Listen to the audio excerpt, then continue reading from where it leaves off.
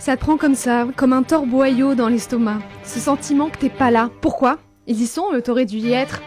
C'est le FOMO, Fear of Missing Out, la peur de rater quelque chose. La peur que les autres se retrouvent sans toi, dans un bar, autour d'une pizza. L'endroit est sympa, les blagues, le rire, les secrets partagés, dévoilés, les liens qui se créent. Ça se rapproche, l'air de rien, tout le monde s'entend bien. Et puis le lendemain, les private jokes, le clin d'œil, le mot glissé en doux, celui qui est compris que par certains, les présents, pas les absents.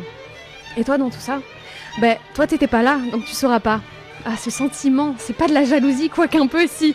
C'est plutôt de la peur, une peur irrationnelle de se trouver exclu, de pas faire partie d'un groupe. Car au final, quel bonheur de se fondre dans la masse, d'exister parmi et avec les autres.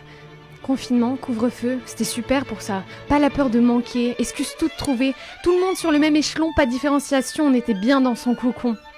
Aujourd'hui c'est fichu, l'euphorie de se retrouver, aux propositions de multiplier, on n'a plus d'excuses pour rester chez soi et on a l'angoisse si on n'est pas là. Et puis il y a ces gens, exemptés du sentiment, ou pas, mais en tout cas c'est l'impression qu'on a. Ils te disent non, je viens pas avec un tel panache, c'en est rageant. Si seulement t'avais le même pouvoir de t'en foutre, de dire oui, je vais passer ma soirée devant la télé, cuisiner, ranger, seul, sans vous, même si vous vous amusez. Un jour tu le fais, t'oses, tu te dis yes, c'est bon.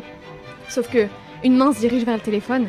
Et ça y est, les efforts sont foutus, abattus, entassés, mis de côté parce que réseau, images, likes, story, photos, recette de la loose, retour du torboyau. Ah, ce serait plus simple si c'était toi qui postais ça. Mais alors ça se fait pas, parce que ce sentiment que t'aimes pas, ça te dérange pas de le donner aux autres? À un moment, faut se poser, se regarder. Pourquoi on veut se faire envier?